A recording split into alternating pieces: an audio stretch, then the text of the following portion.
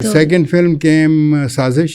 वो एक कपल था खान्स का, मियाँ बीवी दोनों बड़े ज़बरदस्त लोग थे, थिएटर के लोग थे, शौक़ था उनको फिल्म बनाने का। तो उन्होंने ये डेफने डू मोगे का नावल था, my cousin Rachel I think, हाँ, उस पे उन्होंने वो फिल्म की कहानी लिखी थी।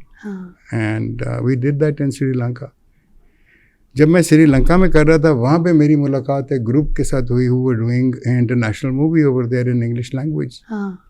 एक पार्ट था वो शशि कपूर कर रहे थे, लेकिन कुछ प्रॉब्लम्स आ गए, Shashi could not come during that timing, उनको मसले मसाइल थे।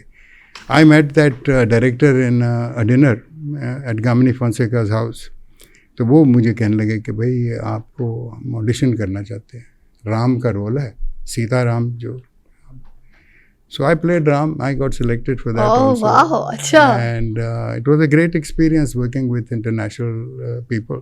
क्या बात है. उसमें मेरी लीड थी ममता शंकर, बहुत उम्दा कलकत्ते की एक्ट्रेस थी। अच्छा. ममता शंकर, उदय शंकर की बेटी और रवि शंकर की नीस। अच्छा. शायद आपने उनको देखा हो, बॉलीवुड में ज़्यादा काम नहीं किया, लेकिन एक फिल्म आई थी पिंक, उसमें वो अमिताभ बच्चन की बीवी बनी थी। अच्छा अच्छा अच्छा। So she was my lead in that and remarkable mother of hers.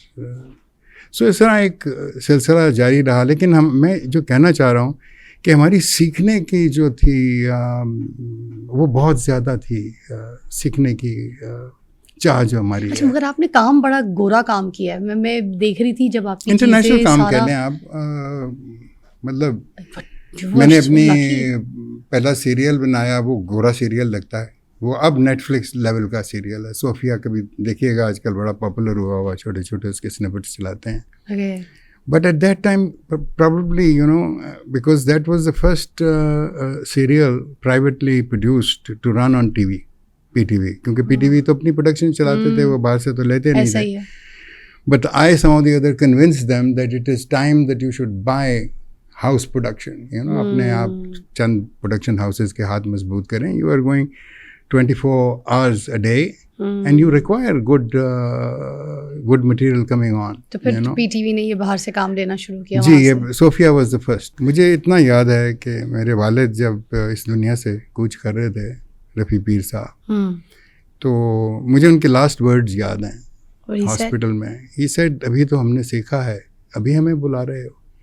74-75 साल की उम्र में वो बाबा कहता है कि मैं तो हुन सीखिया, लेट मी बी। क्योंकि अब and I over a period of time I realized कि when a genius dies he leaves, यानी कि वो यहाँ से अगर एक आप बिल्डिंग उठा रहे हैं, वो यहाँ तक लेके आया तो उसकी उम्र ने जवाब दे दिया, ही डाइज। लेकिन वो जो अब आ रहा है, उसके पास इसका यहाँ से लेके वहाँ तक का एक्सपीरियंस मौजूद है, जो वो कर गया। क्या बात है। सो वो वहाँ से टेक ऑफ करेगा, वो फिर ज़मीन से नहीं टेक ऑफ करेगा। उस्मान साहब, बाबा के साथ कैसा ताल्लुक था आपका? जैसे एक बेटे और बाप का सिलसिला। मेरी और उनकी एज में बहुत फ़र्क था। अच्छा। क्योंकि मेरे वालिद जब he married my mother, he was almost 40, अम्मा 17 साल की थी, और वो तभी आए थे वापस जर्मनी से। 19 साल की उम्र में चले गए थे। फिर वो तकरीबन इतना अरसा जर्मनी में, यूरोप में रहे। आपके साथ टाइम कम गुजरा है? नहीं, टाइम तो गुजरा, लेकिन हम डरते थे कि यार इनसे अपने काम के बारे में। लेकिन छोटी छोटी मोमेंट्स मुझे याद हैं। अच्छा। हम एक प्ले सरवर सबाई का प्ले हम कर रहे थे, डार्क रूम। उस प्ले में जो मेरा कैरेक्टर है, एक मोमेंट में वो उसने हंसना था हिस्टैरिकली, और वो एक बड़ी सलील की थी, जिसमें वो कुत्ते की तरह भौंकता हुआ आता है, और फिर वो आके अजीब एक बहुत ही हैवी ड्यूटी सीन था, and then he laughs in that. अब उस सारे इमोशन में लाफ्टर जो है वो बन नहीं पा रहा था। तो मैंने एक दिन डरते डरते, अब्बा बैठे थे लाइब्रेरी में, तो मैं गया, मैंने कहा अब्बा जी, मैं ये मसला है। उन्होंने कहा अच्छा बैठो। मुझे अभी तक याद है, मुझे कोई 1.5-2 घंटे का लेक्चर दिया सिर्फ लाफ्टर पे। अच्छा। हाँ। And he picked his hand up like this, जिस तरह म्यूजिक कंपोजर नहीं उठाता, कि now you see it will start from, it will start from here, variations उसकी। How you create laughter for a character when you are building a character. You know music composer की तरह आपकी हाँ, लय को सेटल किया। जी जी, wow, जी कि देखो ये इधर है, ये लेवल पे मैंने रोक दिया आके, यू नो। हाँ, इसमें सांस का बहुत बड़ा अमल दखल है। इसमें सांस अगर आपने गलत ले लिया तो वो वाला मोमेंट नहीं बन पाएगा आपका, यहाँ पे बस हिचकी बन के रह जाएगा, लाफ्टर नहीं निकलेगा, यू नो। सो ये छोटी छोटी चीज़ें।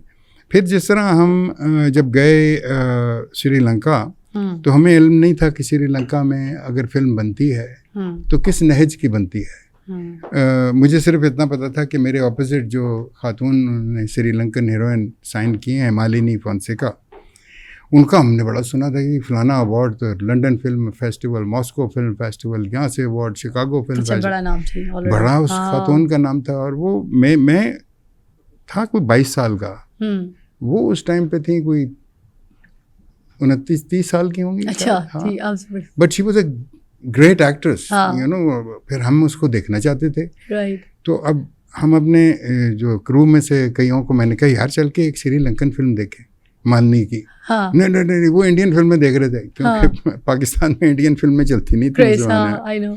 तो अभिमान एक फिल्म थी, वो नई आए के लगी हुई थी, अमिताभ बच्चन और Jaya Bhaduri, anyway so they were enjoying that. So मैं एक दिन, अभी 2 दिन रह गए थे मेरी शूटिंग शुरू होने में, तो मैं होटल से बाहर निकला और मैंने टैक्सी वाले को कहा कि मुझे एक श्रीलंकन फिल्म देखनी है जिसमें मालिनी फोंसेका हो। अच्छा, तो वो मुस्कुराया, उसने कहा उसकी तो 6-7 फिल्में लगी हैं, आप कौन सी देखेंगे? अच्छा, ये टाइम था, ये होना था कि 6-7 लगी हुई। वो तो big heroine, huge big star है। आप नाम उसका नाम टाइप करें तो अब तो वो पॉलिटिशियन है वहाँ पे, she is a member of the national assembly. Anyway, तो मैंने कहा यार अच्छा, तो उसने कहा कि वो तो 6-7 फिल्मों में है। मैंने कहा फिर आप किसी में भी ले जाओ भाई।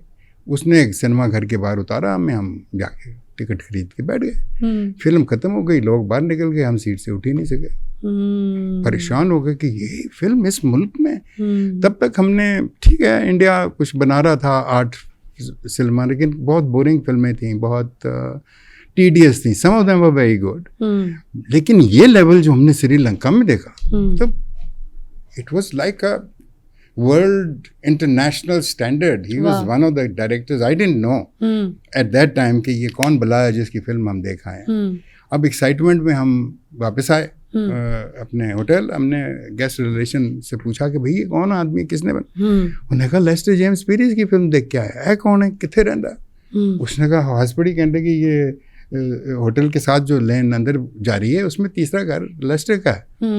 फिर मेरी एक्साइटमेंट देख के कहती है कि तुम बात करना चाहोगे, मेरा अंकल है। उसने फ़ोन दबाया, अपनी ज़ुबान में बताया गेस्ट है, आपसे बात करना। मैंने तारीफ़ की, मैंने कहा जी आपका सिनेमा नहीं देखा था, ये देखा है, अगर कभी आपके पास वक्त हो तो आप मुझे, मैं इधर 3 महीने रहूँगा। तो उन्होंने कहा अच्छा, तो तुम्हारी परसों से शूटिंग है? मैंने कहा जी। तो अभी क्या कर रहे हो? मैंने कहा जी मैं तो होटल में अभी आपकी फिल्म देख के आया हूँ, मैं उसी के ऑरा में अभी मौजूद हूँ। तो कहने लगा हाँ मैं किचन में हूँ, खाना पका रहा हूँ, आ जाओ मेरे साथ खाना पकाओ। अच्छा, हाँ, this is what a great man is, you know.